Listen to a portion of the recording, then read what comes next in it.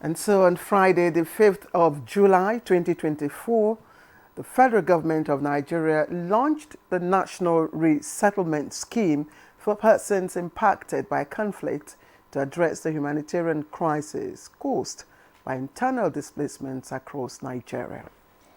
The project marks a shift in the government's approach to internal displacement and conflict resolution, and the commitment by President Tinubu to not just temporary relief, but long-term rehabilitation and reintegration of affected communities. Absolutely. Now, the pilot phase of the project and groundbreaking was in Tudumbiri, Kaduna State. And of course, I'm sure, Henry, you remember that, of course, the incident that, took place in Tudumbiri in Kaduna State, probably that's why, this pilot phase, is being launched there. I'm sure you remember. Of course, this is, relief, for, if you like, soccer for the people in that particular community. And the Vice President, Kashim Shettima, who represented President Tinubu at that groundbreaking, I remember said, and I quote, there couldn't have been a better place for the takeoff of this intervention than this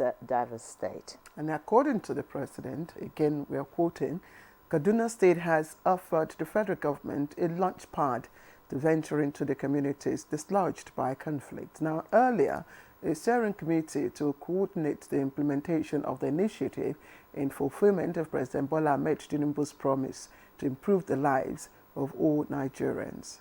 The resettlement project focuses on 7 states, pilot states, and they have been disproportionately affected by farmers-headers conflicts. They are Sokoto, Kebbi, Benue, Katsina, Zamfara, Niger, and Kaduna states. Indeed, and so this will be our guide as we focus on critical aspect of Nigeria's quest for peace and stability, the National Resettlement Scheme for Conflict Victims. From the northeast to the northwest, from the middle belt to the south, millions of Nigerians have been forced to flee their homes, leaving behind loved ones, livelihoods, and a sense of security. So, what does the future hold for those conflict victims? Will they find solace in the promised reconstruction efforts, or will the scars of war and displacement linger? I do invite you to join us as we look into the world of conflict victims, exploring the challenges they face, the government's response, and the prospects for a durable solution. We will also hear from policymakers, experts in the field, and they'll be examining the progress made so far under the Tinubu administration to heal wounds and rebuild displaced lives. Welcome to the program. I am Claire Adelabu Abdulrazak. It hasn't changed. Good to be with you, Claire. I'm Henry John. Welcome to the program. This is Good Morning Nigeria, live on the network service of the NTA. In a moment, Chukwudi Okolo-Gbaja, and like Claire prefers to call him, Chooks the Boy, will join us for newspaper review. But for now, let's have a bit of what is trending in the news. And our guide is Frama Pine. Frama, good morning to you. Good morning, Yere. Good morning, Claire. Good morning, Nigerians. Here is the morning news. The federal government is appealing to state governments to ensure effective distribution of the latest set of palliatives of 740 trucks of rice now in their possession. This plea emanated from the meeting of the Federal Executive Council on Monday as the federal government pays attention to the food shortage across the country. Government is not saying that by this supply it is solving all the food challenges or the food problems that we have around the country. This is a necessary first step, and government will continue in that direction. Government will continue to do whatever it takes to ensure that Nigerians have enough food to eat. Meanwhile, the federal government has assured that the success and positive impact of the National Philanthropic Office is guaranteed under the Tinubu administration.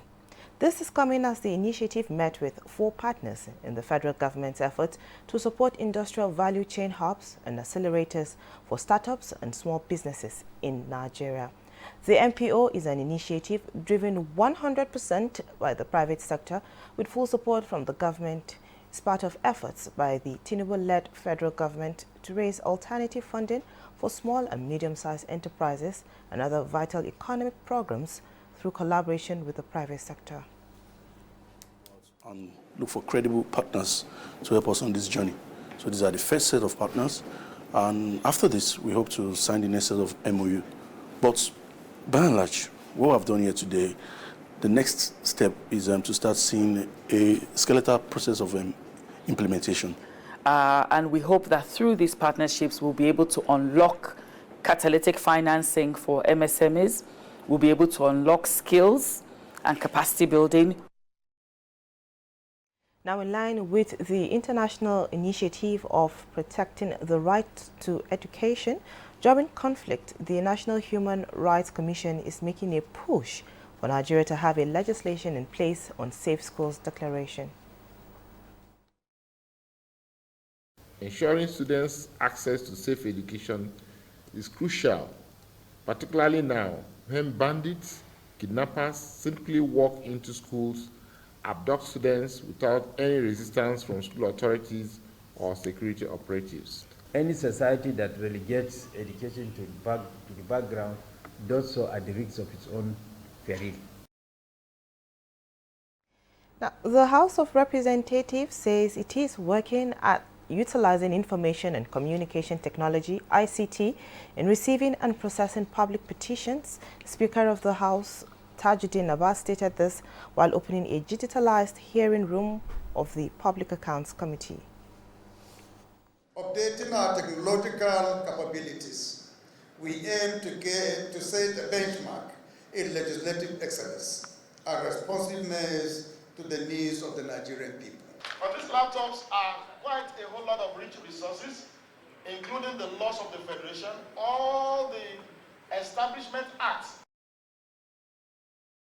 President Bola Tinubu has approved the reinstatement of Professor Neni Barini Zawe as the project coordinator of the Hydrocarbon Pollution Remediation Project, HIREP. The President reached the decision following a performance review of the HIREP project coordinator and concluded that the project coordinator is fit to discharge his functions in accordance with the regulations guiding the execution of the Hydrocarbon Pollution Remediation Project, HIREP. A statement by the Presidential Advisor on Media and Publicity, Ajuri Ngelale, indicates that by this directive of the President, the reinstatement of the HIREP project coordinator takes immediate effect. Kano State High Court has granted the prayer of the State Attorney General and other parties seeking to restrain Emir Aminu Ado Bayero and 4 others from presenting themselves as emirs in the case before Justice Amina Adamu Aliyu of Kano State High Court between the State Attorney General, Kano State House of Assembly and its Speaker against the 5 deposed emirs and others. In its judgment, the court affirmed that Kano State House of Assembly has the power to amend or make laws, and Governor has the power to assent to the law. The court also granted that the emirs are deposed and therefore are ordered not to present themselves as emirs, that they should also surrender all movable and immovable properties that belong to the emirate councils to Kano State government. The court also ordered all security agencies in the state to respect and abide by the Kano Emirate Council Repeal Law 2024 and ensure its compliance. Those are the highlights of the news this morning. Don't go away. Good Morning Nigeria continues with Nyenri and Claire after this commercial break. Of Nigeria warns vandals of national assets, electricity transmission towers, cables and other facilities to desist from this act of sabotage. Vandalism is a serious crime punishable under the law. Vandalizing electrical equipment will affect millions of Nigerians, including your loved ones. Remember that national assets belong to all of us, hence the need to protect them. Report all cases of suspicious movement around electrical facilities to security agencies. When you see something, say something. This message is from the Federal Ministry of Information and National Orientation in collaboration with the National Counter-Terrorism Center, NCTC, Office of the National Security Advisor. The new Milo 3-in-1 Milky and Creamy is truly milky. and contains calcium. No need to add milk for that rich, creamy cup, which helps to nourish and energize your kids.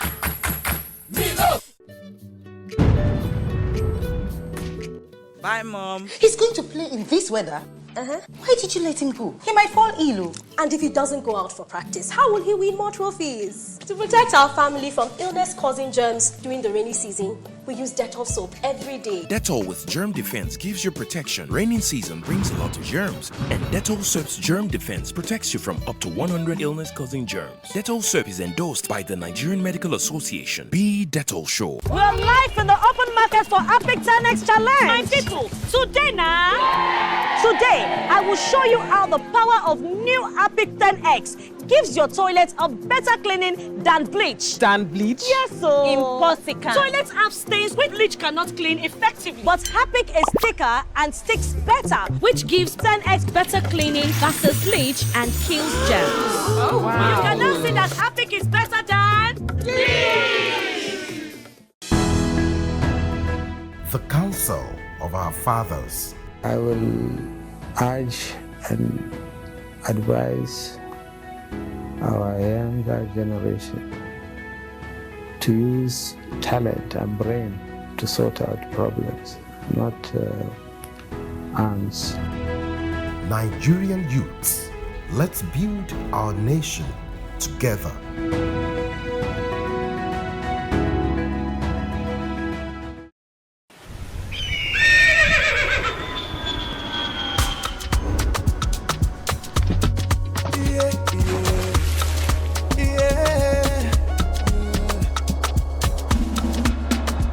From the Atlantic across the savannah to the Sahara, we rise, a land of the free, we know they tire.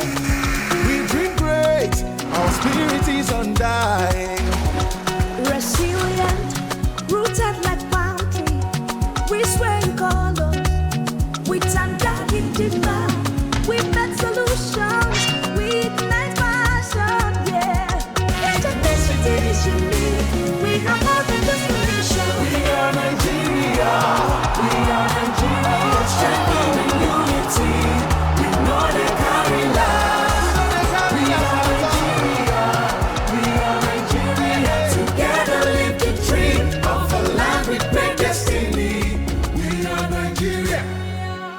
I am the real Nigerian. Brought to you by the National Orientation Agency, NOA.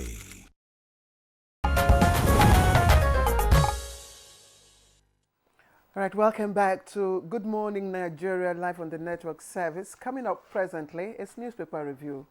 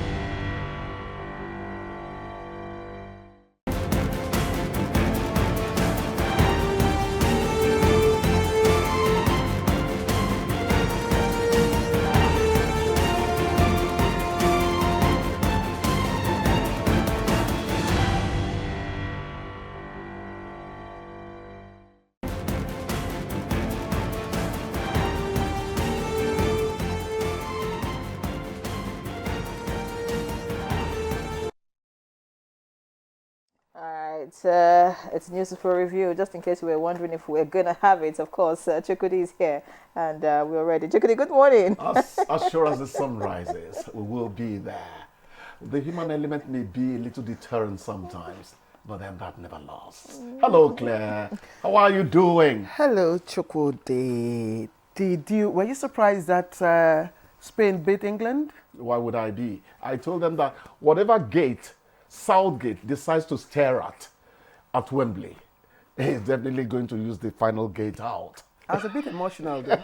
I was a bit emotional, and I'm sure you know why. Yeah. You know, Yes. England is an all-star team. I don't know why the combination is not happening right. No, not just for that. Maybe because of our colonial linkage. Okay. You know, somehow. Yes, you're right. You must have that I emotion. know. It lingers. Yes, it lingers. But I'm more interested in how the Super Eagles are getting ready. No. I have a story here, and it's talking about Super Eagles in life support. But let's not go there. Anyway. That life support. That's morbid. I just. Is Super Eagles on life support? On life support, yes. Stop it, Claire. The day should be brighter. You kick it up, my dear. She doesn't have good news. My goodness. Anyways, I'm not on life support. Neither are the stories that we have right here. They're stories that are vibrant, alive, and of course, you want to hear them. The lead story on the front page of the Daily Sun this morning is a big story. It's on the Kano Emirship tussle.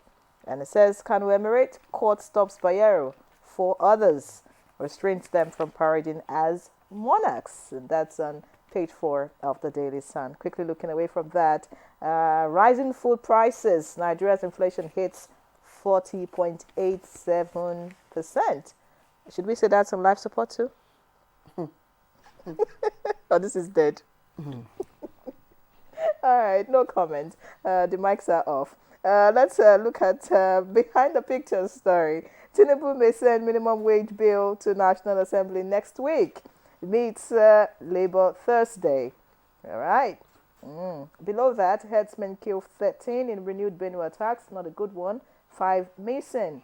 All of that on page 5. We have Edo, Ondo, INEC clears 124 domestic, 10 foreign observers to monitor polls. And, of course, the heats as regards local government autonomy is still on. And then we have autonomy, Algon 6 upward review of revenue accruing to local governments. Okay, it's a new dimension. Page 26 has that. Looking away from that, just below the picture story, we have mass protest looms. And the writer will demonstrate against Tinubu, vows Sheikh Gumi. President aide wants North against demonstration. And finally, in the black strip at the bottom of the front page of the Daily Sun, FG UAE agree on resumption of travels.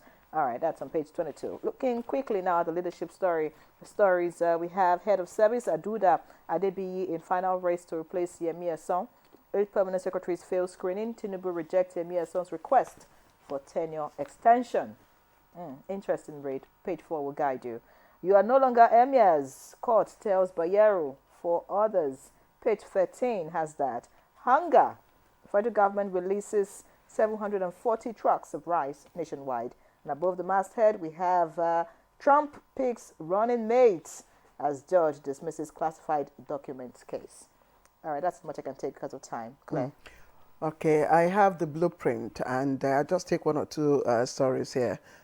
You've talked about the court restraining Bayero and other emirs as from acting as Kano emirs. But the lead story on the front page of the blueprint is on local government autonomy. Despite Supreme Court judgment, FAC will be paid into joint account for 90 days. And that's Makinde, Governor Makinde is saying here. And, there are other riders. It says we must obey our own law. Algon calls for review of revenue sharing formula.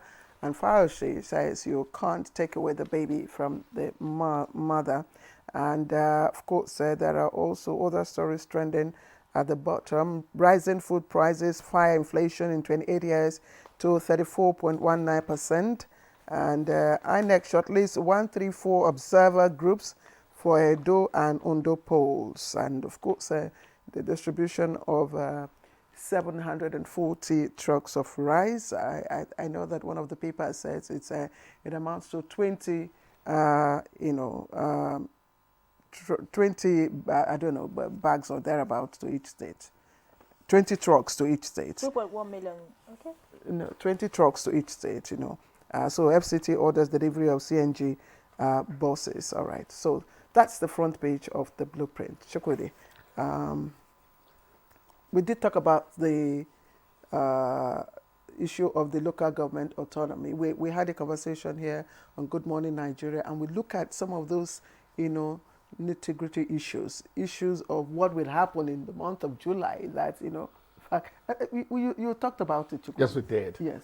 What has not happened is the context Precisely. in which Makinde issued them.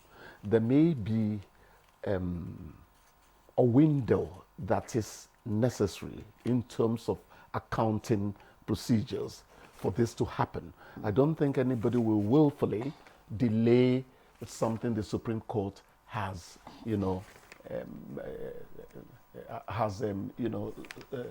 ruled on. So there must be a reason for that 90-day window, a maturational period, so to speak. I don't think that's the best term for it. There has to be.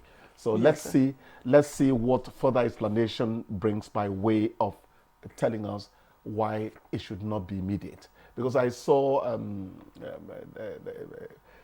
one of our very erudite,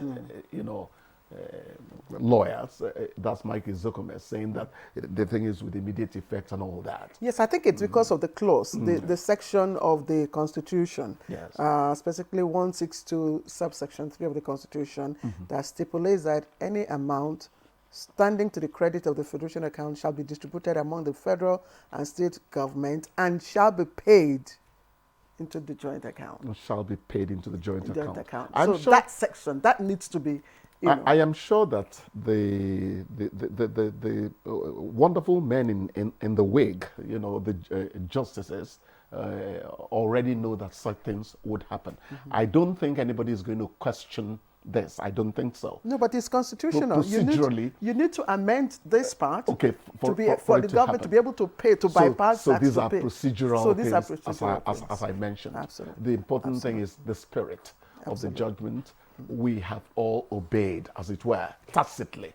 So time will solve the rest. I am excited by the distribution of 740 trucks of rice nationwide. The other time I said, could it be that what we have in the strategic grain reserves, we have exhausted it or something? Because the federal government now said that there will be a 150-day window within which import duties will be waived for edibles. When they say edibles, rice, I can eat it 7 times in 7 days, 7 days out of the 7 days of the week. I like it so much. So whatever it is that we are going to do to make this hunger go down, because Claire, people are really hungry. Let us do those things. But the question is, how would this be shared? This 740 trucks of rice. We would always go to how it would be shared. Yes, because of previous experiences and what happens. Yes. Usually. So you are telling us that the devil is usually in the details. So let us hope that a mechanism would be in place to ensure the most equitable, form of sharing, to people who are really yearning for these things to come to their and ensure it's not sold somehow. Yes, Henry, I hope you're not expecting to get out of this bag because it's clearly stipulated. You guys should not water it down to you. Exactly. Let's talk about Nigerians. Because it's stipulated. You are well off. Hold on. It's stipulated that these bags of rice, numbering or totaling more than about 1,200 bags of rice, of 25 kg, rice. It's going to the most in vulnerable. A 20 truck, load. 20 trucks is going to be distributed to each state, and for the state government to distribute to those in vulnerable conditions. Or how do you determine those in vulnerable conditions? To the vulnerable. Now, how do you determine those in vulnerable conditions? And we have been, talking about. Determine anything in the world. There is sincerity. See, there is a register. There has been a scientifically documented register domiciled in the office of the humanitarian, ministry. It is that register that is being used to, distribute relief. That started from the administration of so it's Muhammadu Buhari, expected that whatever measure that the state government use will have to be scientific to avoid. Well, I really hope it's scientific, and we hope that we get to see people who would benefit from it. The reason is because in the past we've seen where, governments, state governments, or if you like, political office holders get all of these things, and then they go rebag them and keep them somewhere for when they want to contest for election. Theoretically. Then we've also seen a situation whereby all of this now is sent to a middleman who eventually sells it. We've also seen situations where you talk about vulnerable and then one person is going home with 20 bags and another person is going with one modu. So, I mean, these are the issues when things like this are to be shared. Scientifically, theoretically, there is always the desire to do the right thing. The problem is you don't know where science or scientificness meets emotions. That is the problem with this country. But again, you don't know where my brother syndrome takes over from that which God has ordained and which human beings are trying to execute according to God's law. Or a situation where, for example, this is to be shared and it's going to be shared to those who are party loyalists. Oh, sure. And those who are, these are the things. You cannot rule those things out. So since we know who we are, let's keep our eyes screened. At the end of the day, I put it at the doorstep of the media. How are you monitoring distribution? It's our job to make sure. Very germane issues that Inre, raised, and of course from experience, these are things that we should be concerned about. But again, the president had, came out to to warn, or to caution, or to even nudge, the governors to ensure that those who really need this relief material, bags of rice, get them. But another question is, should the governors, the state executives, be the distributing channel? You could have, could have explored other private means, other private channels, CSOs, those who can ensure accountability, and transparency in the process, supervised by, anyway, we don't know how or what measures the state governments want to put in place. It's like a no confidence vote in government agencies and all that. Ideally, they should be the ones to distribute. But because of these maladies we introduce into natural process, you are now suggesting that maybe a private concern would be better at handling it. Anyways, let's just hope that those who really need the rice, like Claire had mentioned, get it, of course. But let's look at this. Let the president not warn about distribution. Let him supervise distribution. Himself? No, the president never works directly. No, but how do you want to supervise? How do you want to supervise these governors? Who can get it done properly? How do you want to supervise state governments? That's like Chukwudi said, we'll keep our ears and eyes to the ground and watch it. That's our responsibility. In management, the task force is not a regular phenomenon. But when it becomes necessary, you do away with the structures on the ground to get the task force in place. You activate it. That's it. Chukwudi, we'll see you tomorrow. I would like to hear your thought about this Kano Emirates issue. I hope this will be the end of the whole drama in Kano. Hope is the key word there. I hope. If they escalate it to the next level of jurisdiction, then the battle is not over. But I suspect they may stay away at this time. I talked about northern equanimity about 3 weeks ago or Chukwudi, 1 month ago. Thank you. You both too much no now. Probe. You want to break our No screen. one likes me. All right, let's take a short break now. We'll be right back. Bye, Mom. He's going to play in this weather.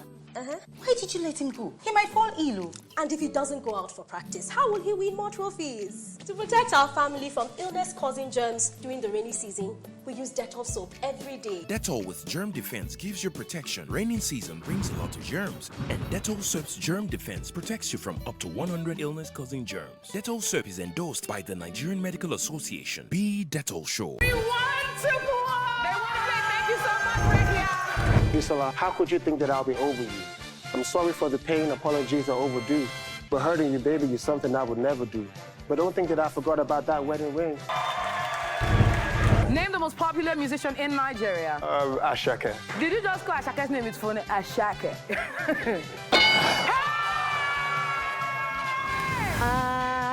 I'm gonna swing on the chandelier, on the chandelier. I'm gonna... We're live in the open market for Epic 10X Challenge. My people, today now, I will show you how the power of new Epic 10X gives your toilet a better cleaning than bleach. Than bleach? Yes, so. Impossible. Toilets have stains which bleach cannot clean effectively. But Epic is thicker and sticks better, which gives 10X better cleaning versus bleach and kills germs. Oh, wow. You can now see that Epic is better than bleach.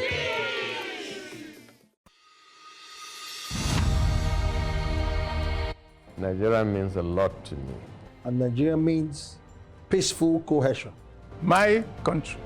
We continue to pray, and then hopefully we will come to understand that unity of purpose, unity of living together. Our ethnic beliefs and background and culture is our strength. Ever since the amalgamation period of 1914 to date, about 109 years ago, the people of Nigeria live very peacefully with one another. I think diversity helps a lot to enhance robust development in Nigeria. All over the country, you have so many ethnic groups, over 250. That is enough to tell you that this is a blessed country, and that God has kept, together as one indivisible entity.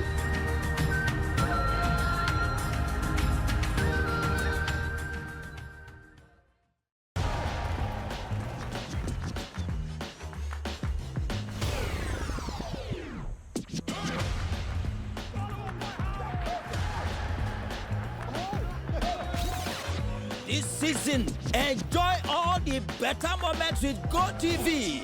Your football party GoTV, they give you better deal of decoder plus GoTenna for only 19,900 naira. Make you enjoy correct football action live on Top Super Sport. GoTV, love it. All right, welcome back. It's still Good Morning Nigeria on the network service of the NTA, and to begin our conversation this morning, which is on the National Resettlement Scheme for conflict victims. Let's quickly take a look at this background report put together by our correspondent Oyeyemi Ajayi. The official launch of the resettlement scheme for persons impacted by conflict was basically to address the humanitarian crisis caused by internal displacement across Nigeria. It marks a shift in the government's approach to internal displacement and conflict resolution, and a commitment of President Bola Tinubu to not just temporary relief, but long-term rehabilitation and integration of affected communities. The pilot phase was at Tudumbiri, Kaduna State, where the Vice President Kashim Shettima represented the President. Earlier in February, the Vice President inaugurated a steering committee to coordinate the implementation of the initiative in fulfillment of improved lives for all Nigerians. The project is targeted to focus on 7 states that have been disproportionately affected by farmers' herders' conflicts, which includes Sokoto, Kebbi, Benue, Katsina, Zamfara, Niger, and Kaduna states. There is the determination to break the cycle of violence and displacement that has plagued various parts of the country for years, and that explains why the RSPIC is designed multifaceted intervention that goes beyond mere infrastructural development. The President as well noted that conflicts and displacements are not merely regional issues, they are national concerns that demand a unified response. They threaten the very fabric of the society, and it is only through justice, distribution of democratic dividends, and collaboration that the country can overcome these challenges. We are constructing a 6-kilometer asphaltic road to Tudimbiri village. This road, when completed, will open Tudunbiri village, link it to other communities, boost agriculture in the area, and ease movement of persons and goods. Similarly, a skill acquisition center is under construction, and we are building a clinic to cater for medical needs of the people. To those who have been displaced by conflict, I say this: we see you, we hear you, and we stand with you. In just about a year in office, His Excellency Governor Ubasani has been an inspiration for unity in this beautiful state. His inclusive approach is worthy of commendation and emulation by other states and communities. Now, will these indeed bring a lasting succor to the people, especially those affected? A major question guests already seated will be answering shortly. All right, thank you, Oyemi Ajayi, for the background report. We have now joining us to discuss the National Resettlement Schemes for Conflict Victims. Let's welcome Stanley Nkwocha, who is the Senior Special Assistant to the President on Media and Communications, Office of the Vice President. We're glad you could join us for this conversation. Also joining us here in the studio is Dr. Onimode Abdullahi Bandele, Director, Planning and Forecasting, National Emergency Management Agency, NEMA. Dr. Bandele, thank you very much for joining us. Thank you for having me. All right, and also joining us for the conversation, but via Zoom, it's a pleasure to make welcome His Excellency Senator Ubasani, Executive Governor of Kaduna State. He represented Kaduna Central Senatorial District in the 9th Senate. Your Excellency, we're glad you could join us for this program. Good morning to you. Thank you for having me. Good morning. All right, Your Excellency, let's start with you, just to have a sense of the humanitarian, burden, specifically in Kaduna and probably, the larger Northwest. Thank you very much. And thank you for having me again. This very important program, the National Resettlement Scheme for Conflict Victims, for us is a welcome development and it's timely, considering the fact that we have thousands of our innocent victims across the country, particularly in Northwest and some states in the North Central that are included in this very important scheme. I want to thank Mr. President, President Bola Ahmed Tinubu, for this very laudable initiative. Also want to thank His Excellency, the Vice President, Senator Kashin Shettima, because his office has really been extremely focused and have driven this very important process to this level.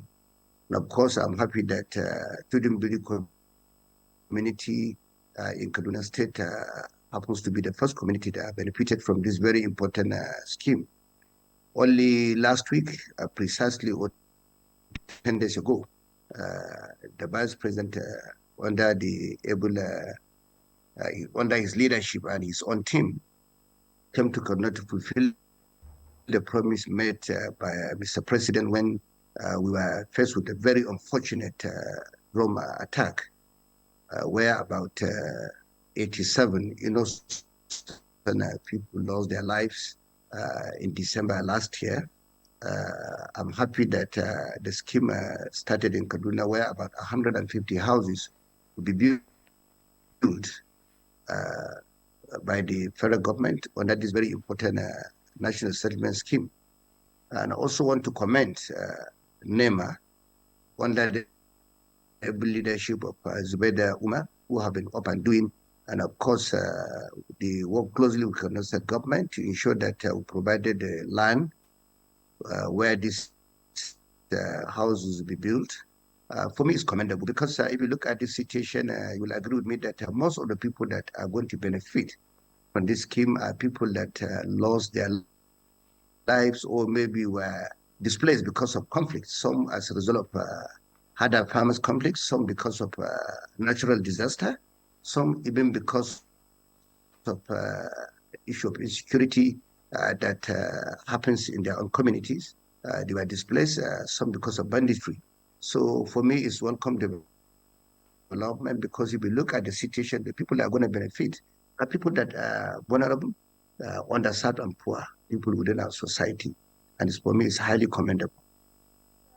Your Excellency, you're commending the president, but I also know that the president is also commending you for your efforts in that state. I'd like you to just quickly share with us briefly some of the things that you have done in,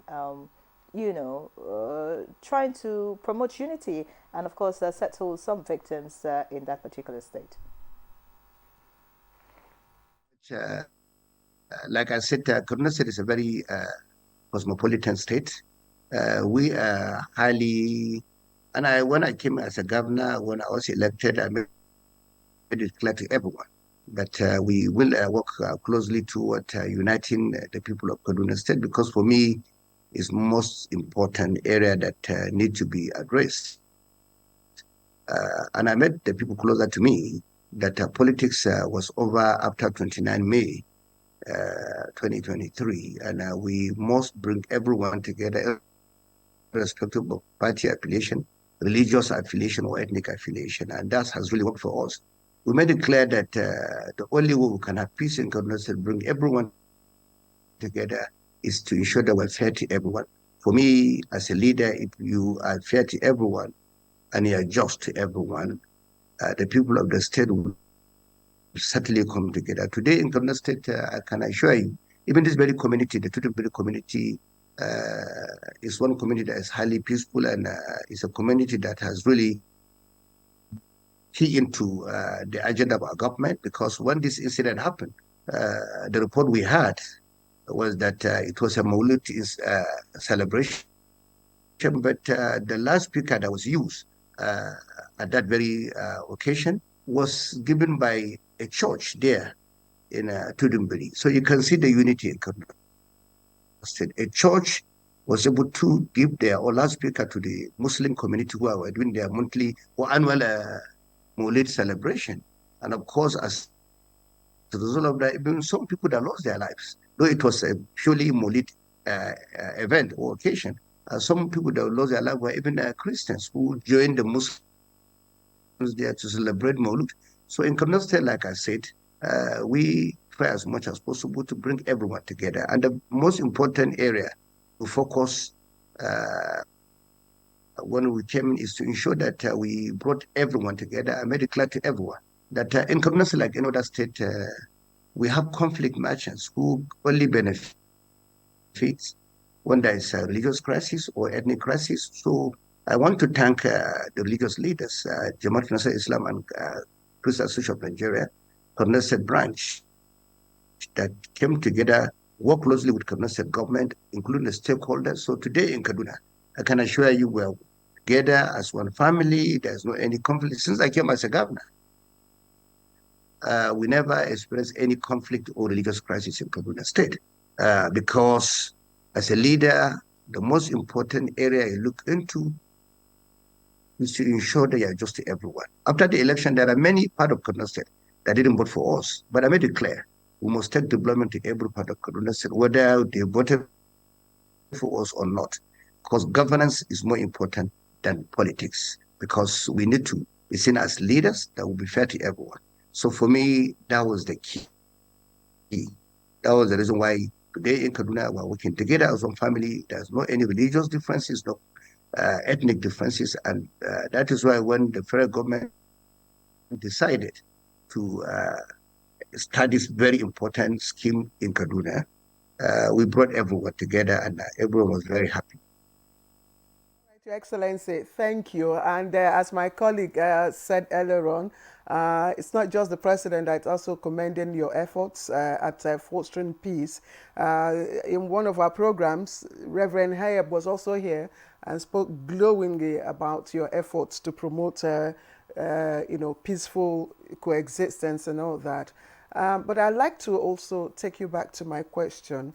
And we know that, in the concept of UNHCR, Resettlement is a tool to address the specific needs of those who have been displaced, to address their, maybe rights, needs, and safety.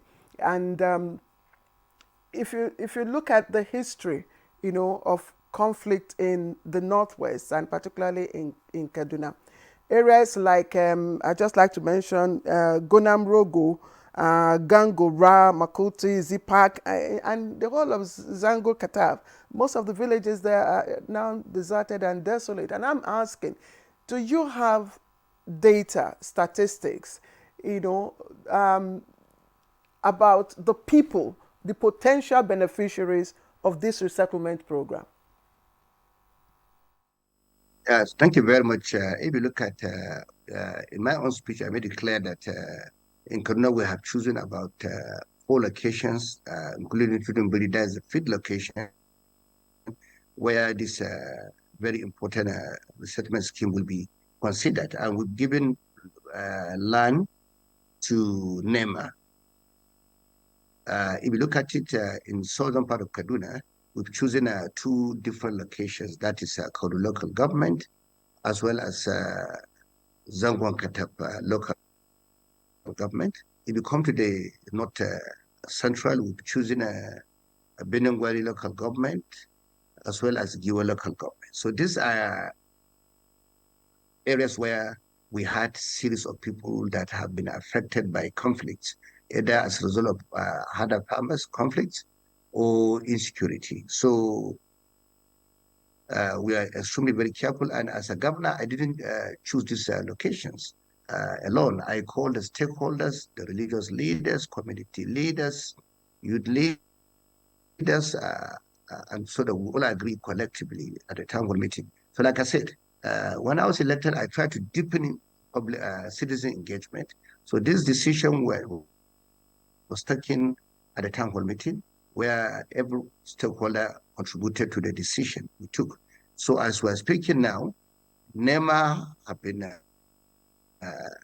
given a plots of lands in these 4 local governments. But even before this resettlement scheme, we were talking with the GOC pre-mechanized division, who is covering southern Kaduna and Plateau states, as well as Nasarawa state.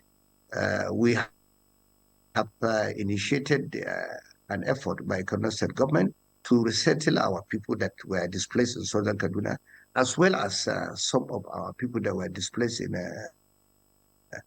Igabi local government and Giwa local government.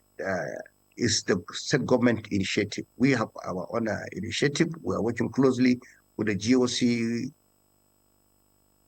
top mechanized division, as well as the civil mechanized division. So we're working with them. And of course, now that the federal government have also intervened because of what happened recently, and as a result of the fact that the federal government and under the office of the vice president are also having this initiative, it's a welcome development for us.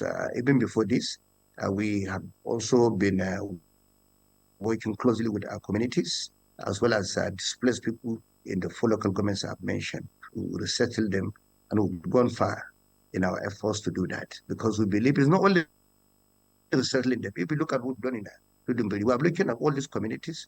We realize that even if you resettle them, you have to also try to see how will they live a normal life. In Ludumbiri, like I said, we have built, or we are building skill acquisition center. We are building a clinic there as we're speaking right now. Those projects I think about 70 to 80% completion as we're speaking. So I think these are the things we're doing, because we believe even the women in those communities, we are working closely with an agency in Kaduna called Kadeda to ensure that we support them so that they can have something to do to live a normal life. That is for us is key. As well as the men who are farmers, we have come up with a number of programs that will certainly help them, because resettling them is only one stage. But the most important area we're looking at is to make sure that they have a normal life, even if they have those houses, so that they can have something to do. For us, is very important in Kaduna.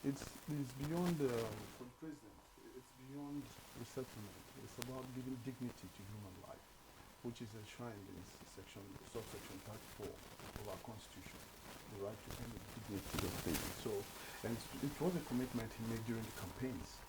So look, for each and every life here in Nigeria, there's going to be meaning given to your life. And so for Mr. President, it's about giving succor, it's about giving life, it's about giving meaning. And in his address, he said, look, we'll give you the powers to dream.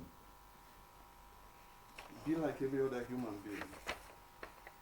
No indignations. And if again you take it further to the United Nations International Organization for Migration, put the total number of displaced persons in Nigeria at 3 million. Now 3 million to you, given our total population of about 250 million or so, you might just take it off and say, what is 3 million people? But the funny thing, like I did say earlier in some other interviews, is like, look, Rwanda, with all its bragging rights and everything, has a total population of 14.4 million people. So if our entire nation has a population of 14.4 million people, imagine you pulling out 3 million people from that workforce.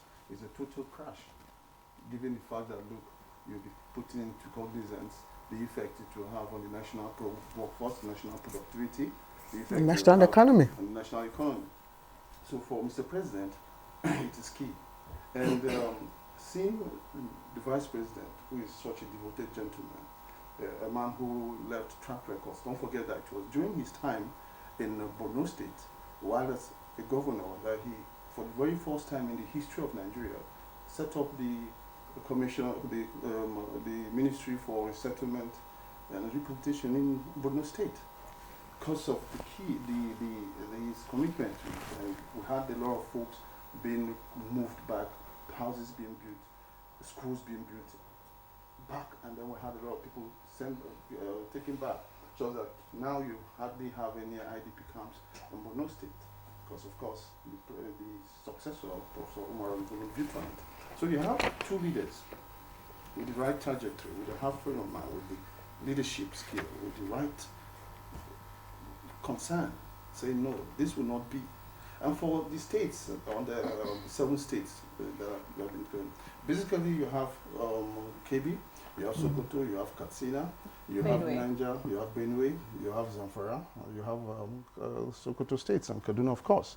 Now, for Benue and Niger states, these clearly are not states that are in the Northwest, right? But for the sense of inclusivity, like the Vice President would always say, Benue State, for instance, quoting the same International Organization for Migration, has about 2 million displaced persons, given the herders and farmers clash that has taken its toll on that state. And so there was a need to urgently bring them in this first phase. Same too for Niger states, where the effect of banditry has been enormous, displacing quite a number of folks in that area. So there was need to bring them in this particular phase. So the beauty of this project is that it's a national project. It is starting with the Northwest. Gradually it is going to go to the North Central, gradually to the Southeast, gradually to the Southwest, gradually to the South-South, encompassing a national agenda, a broad-based agenda. And this is the drive, this is the passion, this is the promise, this is the vision of Mr. President. Do the people you intend to resettle, do they have the buy-in into this program? And I'm asking because you intend to resettle victims back to their original home, where, areas that are still vulnerable to conflict, attacks, and all that. So how are you going to assure them of their safety in a place where they have fled from? No, yes, but don't forget that this is a holistic program that has taken into cognizance, like the governor said, you have schools being built, you have clinics being built, he's setting up empowerment schemes for them. And then, of course, too, very importantly, very important. These are support services to enable them live normal lives. But what about the issue? What about the issue of vulnerability to attacks? No, that's what I'm saying. You have security. Security is key, and in each of these particular structures, there is a police station attached in them. There are army units been fashioned into this settlement. So the government is aware of that. If you look at the project, right, you would see that, look, security, these were factors that were taken into place when setting up this. So you have security, which is paramount. There is a police station to be built in each and every of these particular resettlement phases. You must have, it's a must, provisions for security, not just security police stations. You must also provide accommodations for security people there. Our military are going to be there. So it's an all-encompassing scheme. But guess what? Beyond the presence of security too is the drive too by Nigerians. Is the drive by displaced persons. The drive to look away, to now own the scheme themselves. That look, if we have been in this phase, never again shall we go back to this phase. And if you look at it, the import of education comes in. And I remember the vice president saying that, look, we're going to be building modern schools that are going to be driven by technology. And if you look at the short-term effect, the long-term effect of school, of getting a boy who had never hitherto been educated, his psyche is already distorted. But when you give such a boy education, the opportunity to go to school, you've changed his vision for life. You're giving him the power to dream, which the president did state. And what you've done for that young boy or young girl is to give him the hook to fish in life. All right, there's nothing the more fish than to that. hook, the hook to fish, like you're saying. How are you determining the projects that would be done in some of these resettled communities? Because yes, school, healthcare, and all of that are all important. You cannot they can't happen at the same time. So how are you determining priority? What is most important, for these victims first and foremost, and then. Is government also looking at how to address psychological trauma and emotional distress as a result of the conflicts that has led them to this state? Is that, are you looking in that direction too? Of course. That's why for the clinics that are being built, and well, maybe next time you see the map out, you see this, the drawings. You will see for each of these clinics that are being built, there are support systems in terms of psychologists too, and of course to even the military that have been deployed to these areas. You have personnel that are trained in that art. So of course to help guide people through phases. I agree with you, it's never easy if you've been distorted from your livelihood for a time and then you're coming back to phases, and then of course too, but there is a phasal approach, it's a phasal program, and so you always have persons, even before you resettle, I'm sure the NEMA director will talk more on this, but there are always people who will guide you, psychologists who will always talk to you, who will always make you, give you the essence, of you returning, and then calm you down, and then you pass through some phases, so that when you come back, you adjust yourself, and then you know that, look, truly, your life has been impacted on, there's value added to your life, and then now you can now carry on with your life. And then, as per the locations, each and every part of our country has its own distinct and cultural sphere. So the specific needs of, say, the man displaced by flood in Bayelsa State, for instance, is definitely going to be different from the man who has been displaced in the northeast, for instance, or in Kaduna, as it were, in Tudunbiri. And so what we're looking at with this scheme is that, look, there are specific goals, there are specific targets meant specifically for these particular persons in their specific regions. And that, I'm sure you heard the governor talk about skill acquisition and farming for Northwest, all right? Mr. Nkwacha, thank you. Let's just put you on hold for a bit. Okay. Yes, okay. And let Dr. Bandele also, weigh in here. And I'm just wondering what your response will be. Do you think that it's probably a durable solution to internal displacement? Thank you very much. Let's look at the concept of the resettlement scheme. People have been displaced, they have been traumatized, now government want to bring them back. Let me first of all ride on what my colleague said, that these people are coming back to their home. The first principle is to ensure that the community has a buy-in into this project. They have to own it. If you are displaced and you are asked to come back, you are not forced to come back. It has to be willingly. And I can tell you in the case of Kaduna, we visited them. The government chose where they are going to be resettled, and the community had a buy-in. So that is settled. And once the project... How was that done? Through community engagement with leaders, traditional leaders, religious leader, women leader, the youth leader, they were all involved. And they sat on the round table, agreed, discussed. Don't forget, these people who we are resettling are part and parcel of that community. They are victims. They are victims of the community. Relations of victims that are still alive, so they are part of that community. They are not bringing new people in. So the community have taken ownership. And once you have the community taking ownership, half of your problem, your problem is half solved.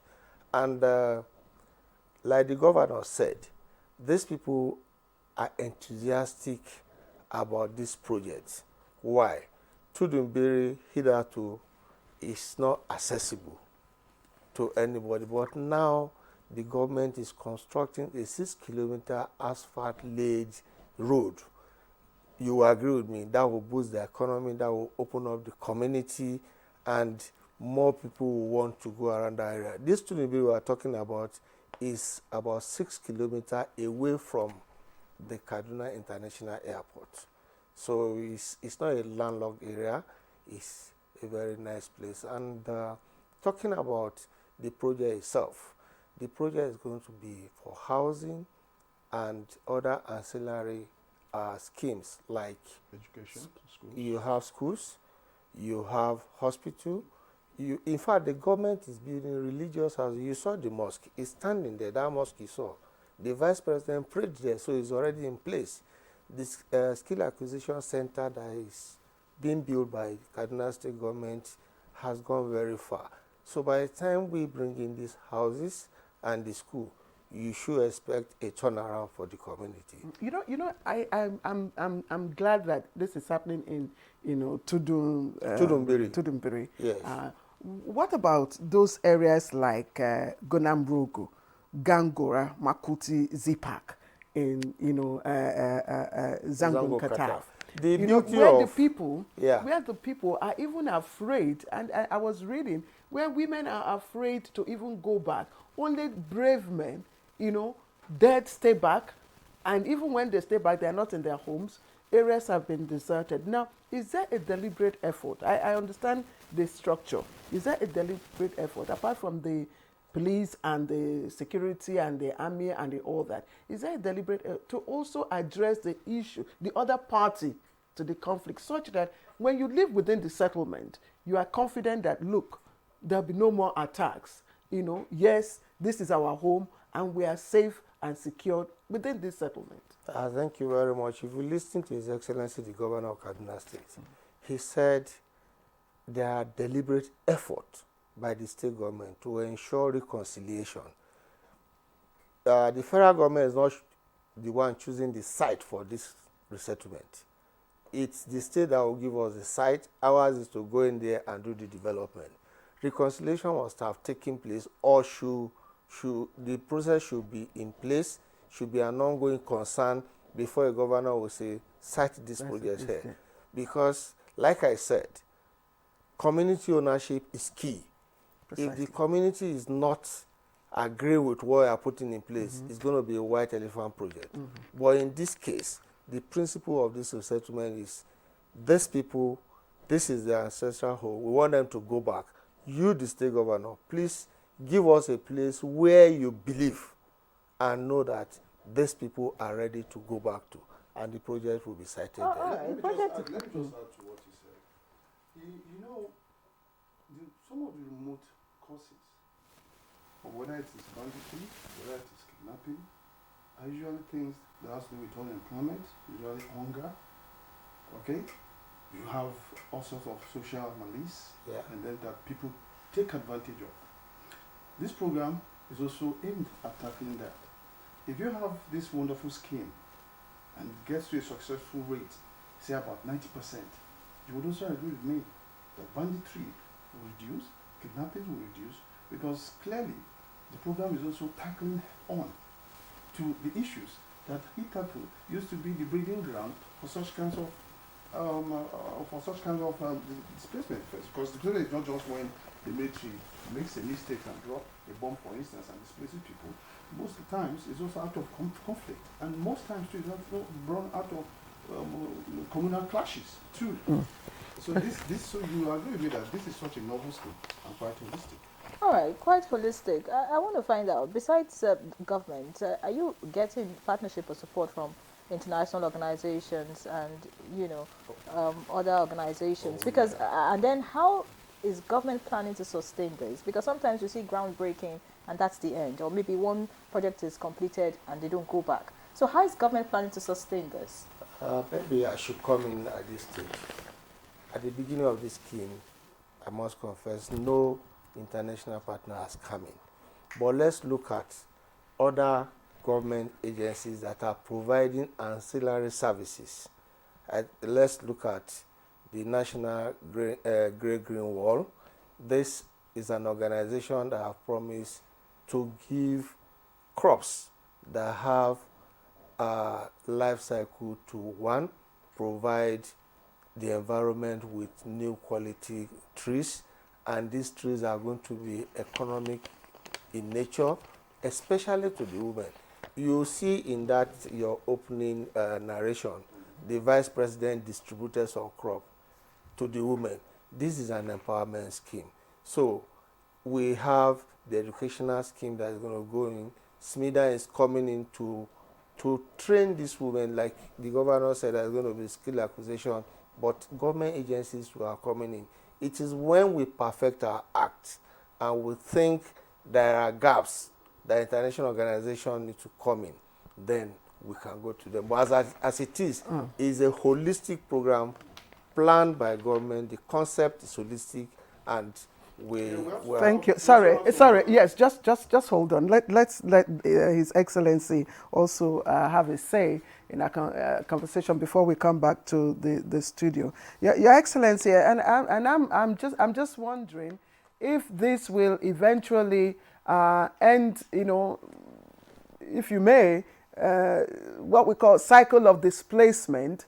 And again, how do you ensure that those profiled as conflict victims or designated as conflict victims are the ones, that are truly and really resettled within this program? Thank you very much. Let me give an example of the one we have just concluded in Tidimbury and the one we are almost about to start in Zangon Katau and Kachia Aziz. The one in Tidimbury, like my brother there have just said, we as a government will form a committee, and that committee was the committee headed by the Deputy Governor of Kaduna State, but most members of the committee are from the victims' family, the traditional rulers, youth leaders. We put everyone together. They were the people that sat down as a committee, took their time, and came up with the list. And that is the reason why we never had a single problem. Nobody complained throughout the process, and everybody happens to be extremely happy because they have seen justice. The way the committee decided to come up with a list that was really accepted by everyone. In Zangon Katapa, Aziz as well as Giwa Aziz, we also have a similar committee headed by religious leaders, community leaders, women leaders, youth leaders, and government.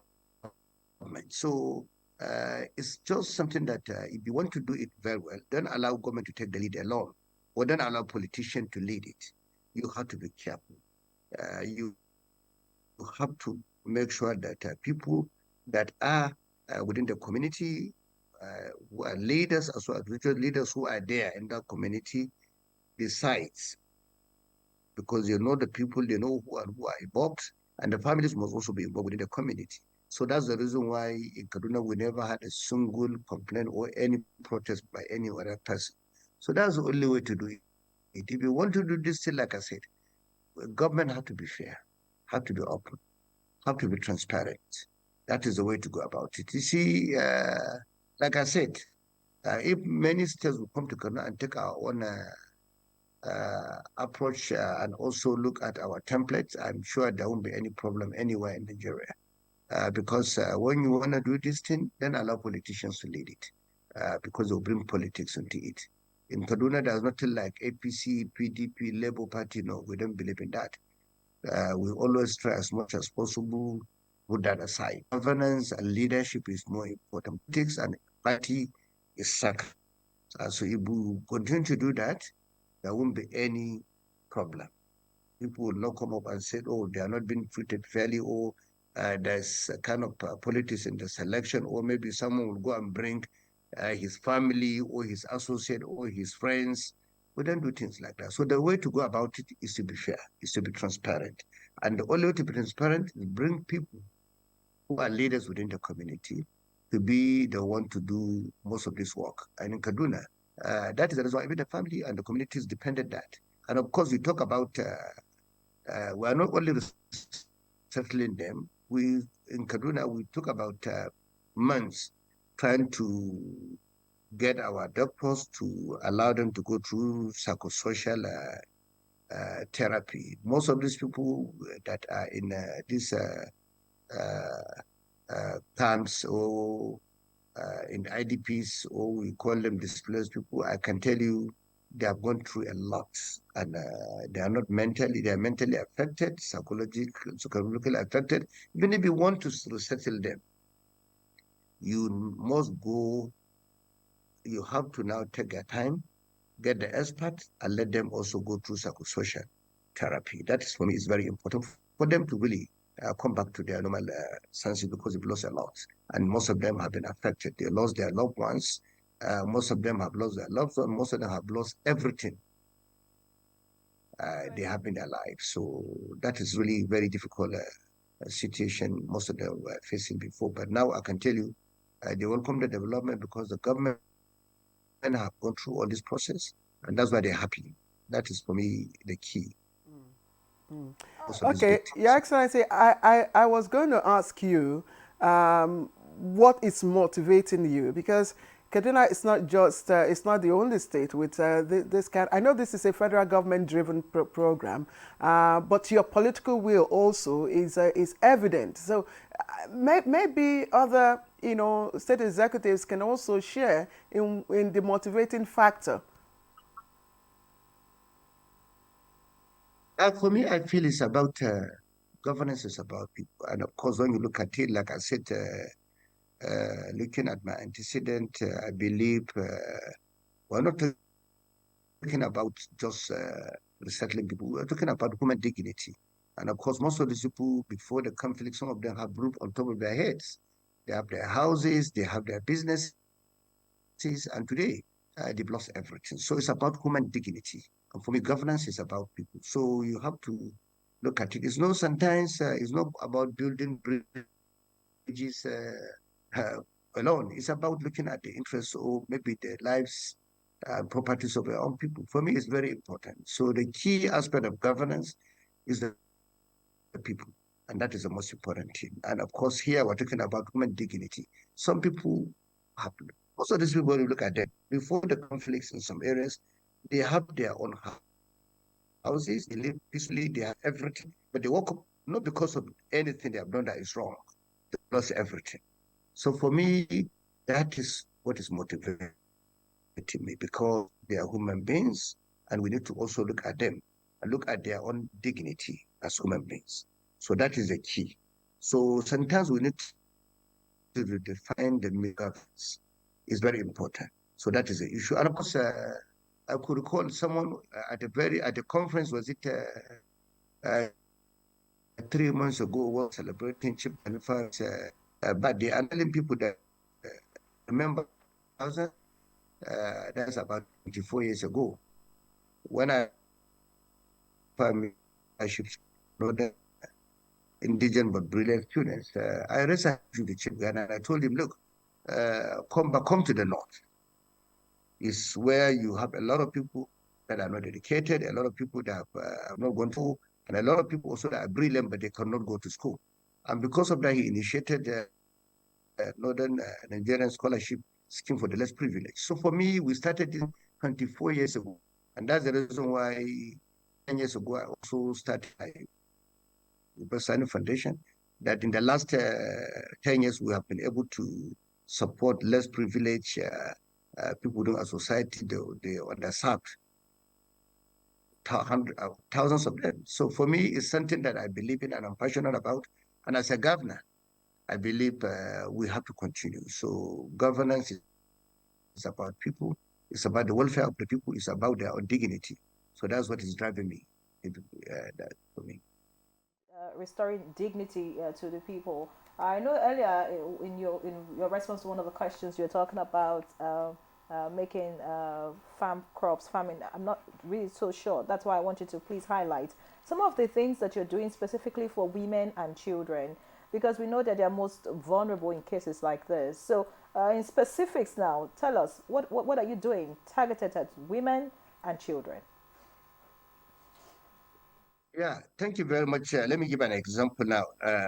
If you come to Kaduna, you agree with me that we have two major agencies in Kaduna, and one of them, even just last month, we went to Tulimburi. We look at all the women in Tulimburi, all the women who live in Tulimburi, whether those that are affected by these conflicts or those that were just living in Tulimburi. We deliberately, as a government, supported them with money to support their own businesses. And what we do, I also give them a lot of other support in terms of providing them with tools that they can use to enhance their own business. And of course, that amounting to about 275 million. And of course, we've done that. If you look at what we spend in supporting the women entrepreneurs in Kaduna State, in the last 6 months, we spent almost 4 billion for women alone in Kaduna. Because when I came in as a governor, I look at the situation, because coming from the Senate, as the chairman Senate Committee on Banking, Insurance and Financial Institution, I was privileged to cover about 90% of the financial service sector in Nigeria. And because of that, I had the data and the statistics that about 65% to 70% of our people in the Northwest are financially excluded. What did I do? 6 months ago, I signed an executive order in Kaduna to ensure that we bring our vulnerable women and even men back to financial services sector. I realized that most of them were unbanked. So in the last 6 months, we opened accounts for 2.1 million underserved and vulnerable people in Kaduna State. That is the reason why we can be able to support them. But if you look at many other states in Nigeria, I can tell you, particularly northern part of Nigeria, when you look at the statistics in the Development Finance Department of the Central Bank, as well as the NDIC, the data is there.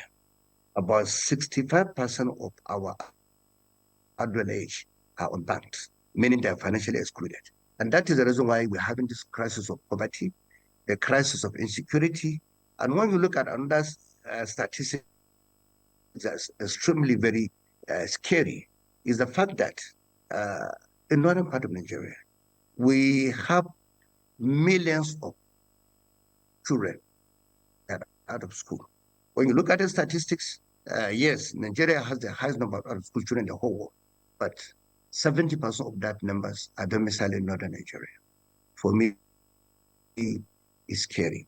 And that is the reason why when people are talking about complaining here in northern Nigeria about the insecurity, about the poverty, ask everyone, all of us who are in politics, who are in government, or even some in the private sector in northern Nigeria, we need to look at ourselves in the mirror and tell ourselves the truth. All of us must be blamed. In the last 15 years, the level of poverty in northern Nigeria is really, really scary.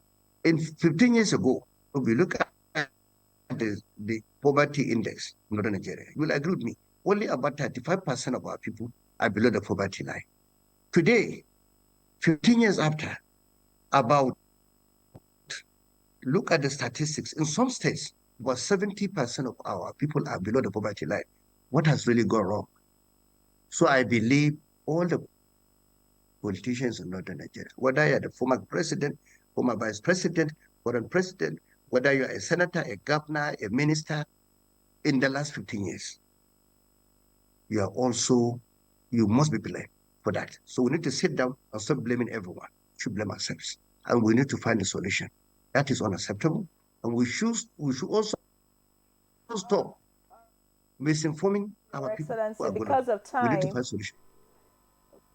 Your point has been made, Your Excellency. Thank you very much. We do sincerely appreciate your response to our questions so far. Of course, we appreciate the call. Yes, every politician has a part to play in the development of this nation. Not just politicians, and everybody, as a people, in your own little space, you can do something to develop our nation. Thank you very much, Your Excellency. We'll get back to you in the course of this conversation, but let's just quickly get back here in the studio before we go on this commercial break.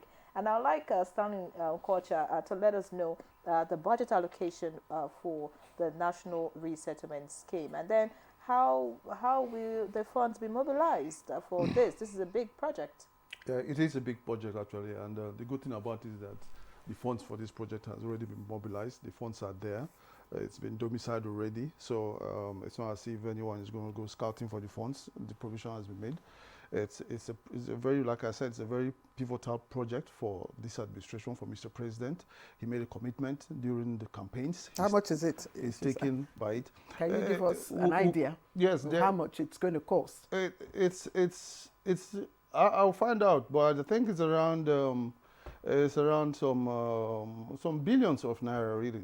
But again, the truth about it is we don't want to speculate. You're on national TV, so that exactly. Some people don't give. The thing is, it's not for us. It's not about the figures for the project. You understand? It's about accountability, transparency. Now, guess what? For accountability, guess what the Vice President did when he was inaugurating the committee? Guess what he did? He brought in and made the EFCC chairman a member of that committee. Yeah. He made the due process office a member of that committee, and I was asking. It's a very laudable project. Yeah, and I mean for it to take off, the pilot taking off in Kaduna is quite commendable, and it's going to run across the states, 7 states in the northwest. In the north, the one question Nigerians will be asking is the funding. Yes, Nigerians would want to know, how much is it costing to resettle, conflict victims?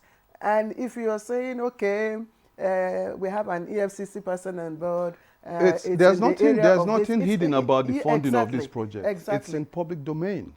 It's around between 50 to 51 billion naira or thereabout. Yes. It's in public domain. That's why I said there's no hanky panky about it. And then she asked. I spoke to that question because she asked the implementation, and that was what led me to bring it to. So exactly. So the thing is this: if you have a committee, I mean, the Vice President had the openness, he had the freeness, okay, to set up this committee. But the number one person he thought of bringing in to this committee was the EFCC chairman, brought in the due process office. So for me, as an individual, it tells me about how serious that this project is not going to be a tea party. All right, thank you very much, Stanley Kocha. Let's take a break now. When we come back, we continue the conversation. Stay with us. The federal government of Nigeria warns vandals of national assets, electricity transmission towers, cables, and other facilities to desist from this act of sabotage. Vandalism is a serious crime punishable under the law. Vandalizing electrical equipment will affect millions of Nigerians, including your loved ones. Remember that national assets belong to all of us, hence the need to protect them.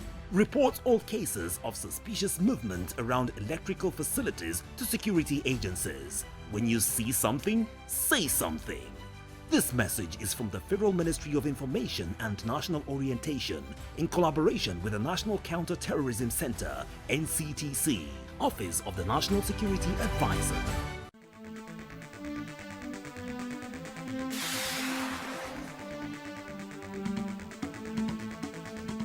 Conversation on major fallouts of the National Economic Council meeting of the 27th June 2024.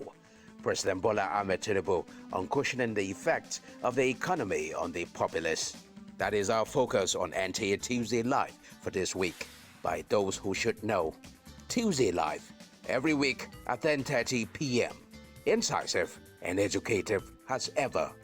Join us.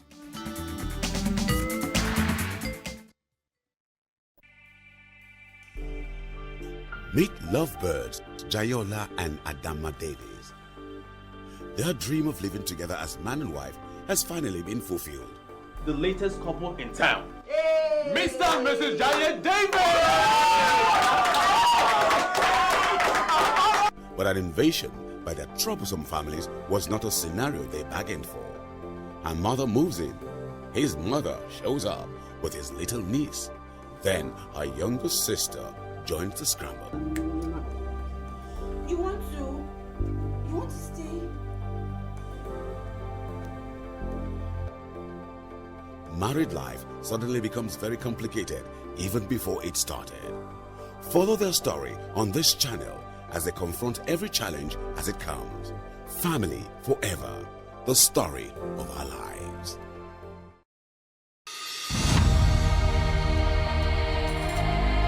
You have to move from the point where you protect and defend your religion to a point where you also recognize the rights of the other person, of the other religion, and protect it. So if I am protecting my own territory and my own people and trying to emphasize their rights and protect their rights, I should also be thinking about how to protect the rights of the others. Both Islam and Christianity recognize and defer to God, and both recognize the temporariness of the life of this world, and that ultimately we all go back to God for the day of reckoning, when everybody will render an account of his life on this temporary abode.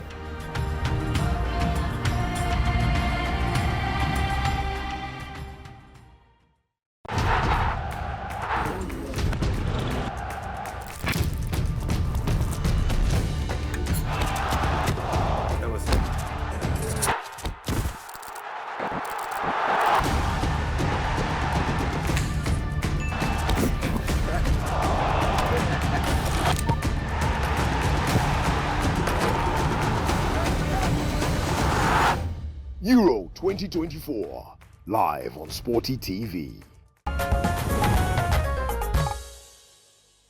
All right, welcome back to the program. It's Good Morning Nigeria. We are talking about resettlement of conflict victims, and the pilot is taking place in Kaduna, to be precise, and it's happening across 7 states in the Northwest. And we have His Excellency, the Governor of Kaduna State, joining us for this program. We also have our colleague in the communications unit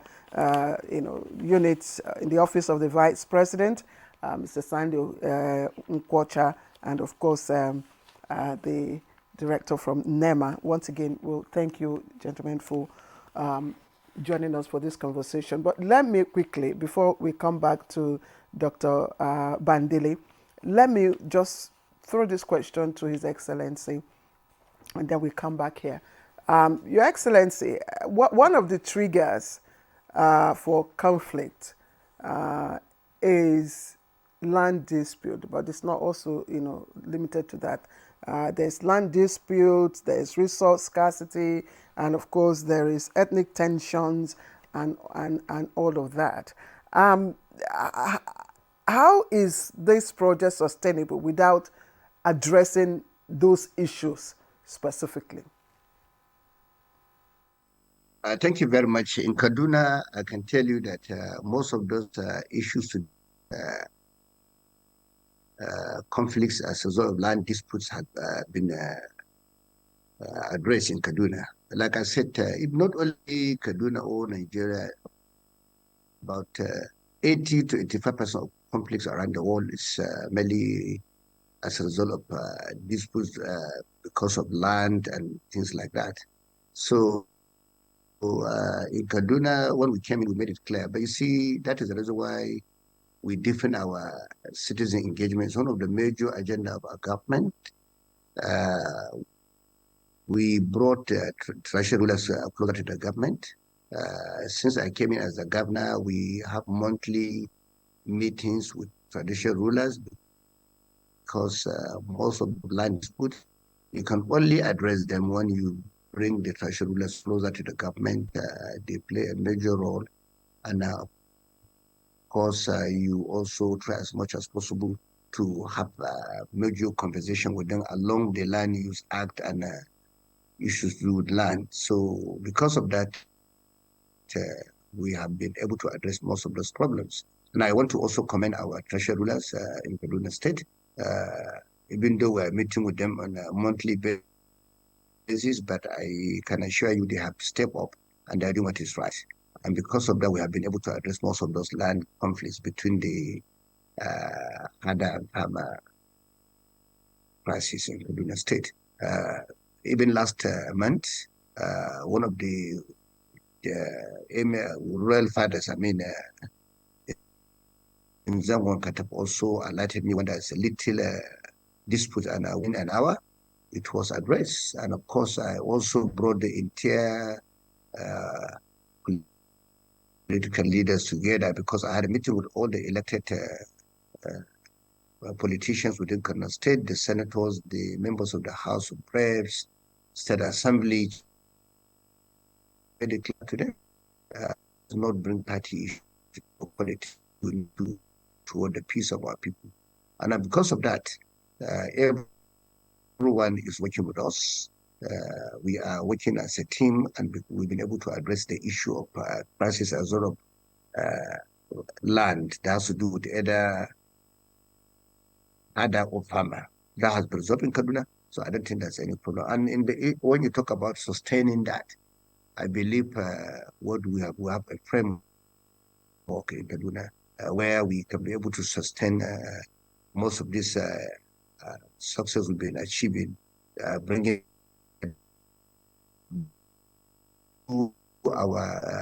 the two religions together and form a kind of a committee where both the Khan and GNI are working closely with the government to ensure that we have peace in our state. So I think, like I said, it's about political will. And that is the reason why sitting here, I have no doubt in my mind that has been addressed in Kaduna. You talk about Gonigora and some communities in Kaduna State that you mentioned. Beyond the fact, you mentioned some communities that are wise and just draw attention to most of those communities you mentioned. I can tell you the reason why there was some level of dispute also, not necessarily because of other farmers in Kaduna. It's because some people believe they were neglected. Some believe they were suppressed. Some also believe with development was not taken to their communities in many years. So when we came in, most of those communities at the town hall meeting asked them to submit the names of the locations they want us to go and embark on a project for them. And we started that when we were trying to pass our budget in Kaduna. When the State Assembly, when the executive came up with the budget, I made it clear to the people of Kaduna, we will not take you to the State Assembly until we call a town hall meeting, bringing all the communities together to tell us those projects we have nominated, are they okay or they want us to change them to do what is right in their communities? And I was happy. More than 62 projects were submitted by those communities and they're part of our budgets. Today, we have done a groundbreaking of 57 roads in those communities you mentioned. And because they nominated those roads and we're building them because of linking the markets with the farms. And this is what the people want. When you take development to them, you carry them along. There won't be any conflicts. Most of those conflicts are of injustice. And that's why people feel the government don't care about them. They don't look into their own problems. So they take laws in their hands sometimes as citizens. But when you carry them along, they have sense of belonging. I don't think you will have any problem. When there's justice, there will be peace. That is the issue in Kaduna today. Senator Obasani, thank you so much for the initiative you're taking in Kaduna State. It is showing, and that's why you're being commended in different quarters. But let's get back here in the studio, and I'd like to find out from Dr. Bandele, Director of Planning and Research and Forecasting at the National Emergency Management Agency. I want you to tell us how we will be able to, rate the success of this resettlement scheme. How are we going to measure it? And then what are the indicators that will be used to assess the impact on the lives of the people? Thank you very much. Let me first of all take you back to management of these projects. We have the Vice President at the Apex as a sponsor. We have the Honorable Minister of Housing and Urban Development. As the chairman of the steering committee, he's not just sitting there alone. He has some other ministers with him, and the 7 state governors are part of it. While the DG NEMA, Zubaida Omar, is the chairperson of the project implementation unit, whereas the monitoring of the project is going to be a composite of these 3 bodies with the state government that is going to be involved and the community themselves. So ensuring that this project is going to be delivered at the right time. And if you're talking about sustainability, remember I told you that before embarking on this project, it is mandatory, it's a must, like the Vice President said. The community must have a buy-in into this project. They must own it. And once they own it, you can be sure they will guide it jealously. And like the governor of Kaduna State said, choosing the beneficiary is not a function of the federal government. It is a function of the state government. And he said in his own state, the communities are involved. The family of the victims are involved. Religious leaders are involved. So there is nobody who is going to come out tomorrow and say he has been shortchanged. And once these processes are in place and you follow it to the latter, you can be sure that this project will be sustainable. It's not going to start it. No, there will be monitoring at every stage. What's NEMA's specific role in all of this? We are the project implementation unit of the scheme. So do you have a timeline for completion and delivery? We have a life cycle, not a timeline. We have a life cycle for the project. And this we have sat down with the consultant, with the contractor and said, look, the day you go to the site, this is going to be our expectation, and you must drive the process and ensure that at that particular day that we have agreed, we should be able to hand over this project. And there shouldn't be any obstacle, because as you rightly said, the funds are already there. The funds are already when there. You tend to move So sorry, just a moment, Inri. So the funds are already there. Yes. So now that the groundbreaking had been done, yes, between now and when are you expecting this project to be completed? At least the pilot phase. Don't even say the pilot. For everywhere we go to, like the governor said, there are 5 locations in the state. There are 293 units per state. Tudunbiri is taking 150. So if he is giving us land now, he will tell us how many units he wants in other locations. 150 units of what? Of houses. Of houses. In Tudunbiri. So that's including the support service structures. Services, we call it, in Tudunbiri. So any land he's giving us should be adequate to accommodate the remaining part of the project in his states. And once that is done, contractor will be moved to site and they will deliver. When do you intend to move to other states? It's a function of the state governors. Exactly. Because they have to provide us the land. We are not going to force the land. In fact, the land is to be given to us. And like in the case of Kaduna, before we agree that you have given us the land, you must give us a CFO bearing the name of the scheme, Resettlement Scheme for People Impacted by Conflict. It's a land you have given to the federal government through NEMA, and you give us the CFO, we own it, and you have guaranteed that this land has been secured by you without any encumbrance from Dr. Bandele, sorry, go ahead. Well, I'm just wondering if you're here to get, all of that from the 7 states that you have listed. So Why did you kickstart the project? To me, it's not that the governors are not aware.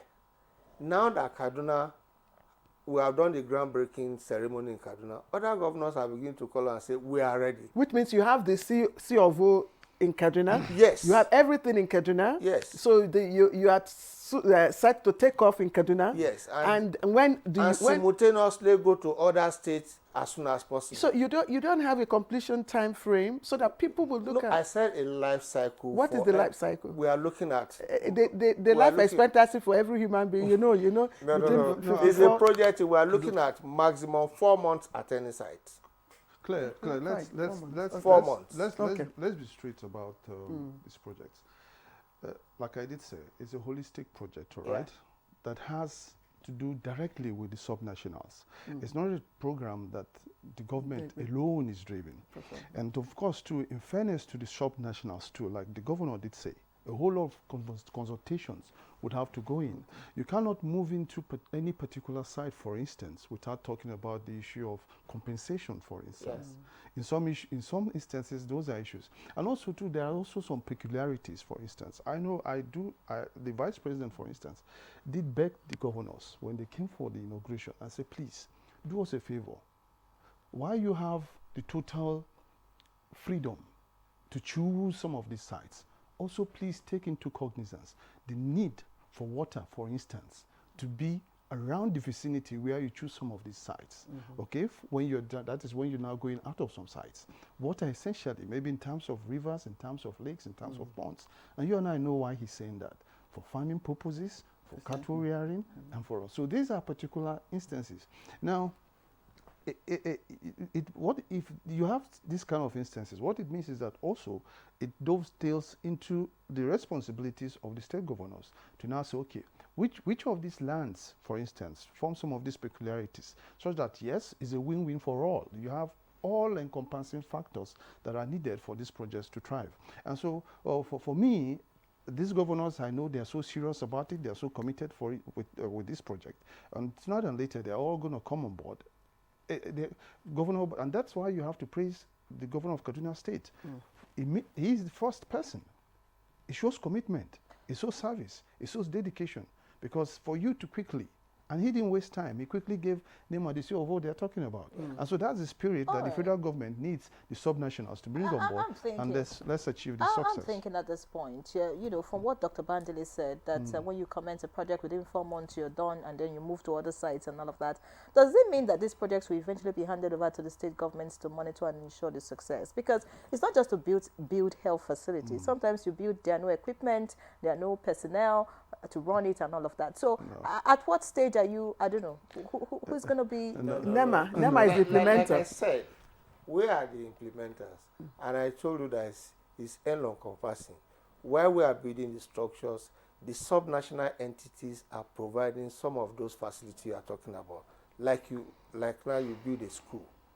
You should expect the state to give us teachers, to put benches, and they are committed to it. Exactly. Like Kaduna State government said in his address during the groundbreaking ceremony, if the school is ready today, he's ready to put furnitures and teachers in those places. The clinic is building. He has started it, and he has the idea of what he's going to put there. And the health facility that he's building, he said he's going to build even accommodation for personnel that are going to manage it. So it's not about just building houses and leaving it empty. There are process and procedure. While the contractors are building, we will not stop working. We will be interfacing with the state to ensure that some of these facilities too are being worked upon and be delivered at the same time. Okay, let's get back to Senator Obasani now, the governor of Kaduna State, who joins us via Zoom. Your Excellency, I'm sure you're still with us. I'd just like to find out from you, because this is becoming clearer now. The federal government is doing so much as regards this resettlement. The states also have a lot to do to ensure that these facilities that are being built function and serve the people, long term.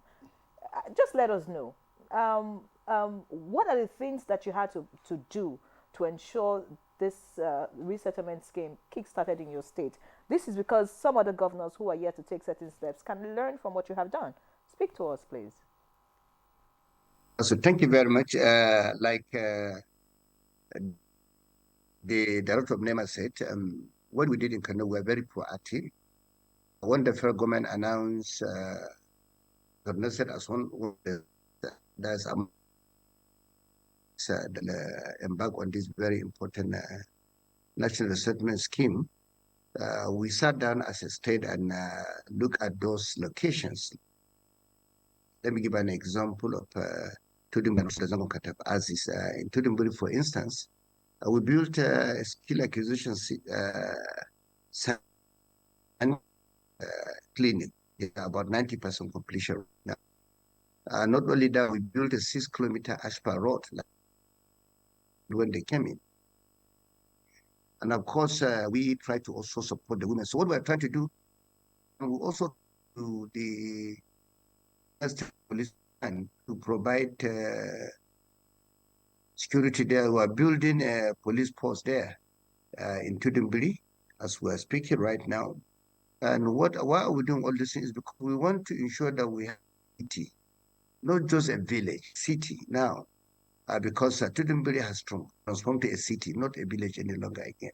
And because of that, we are looking at the sustainability of that project.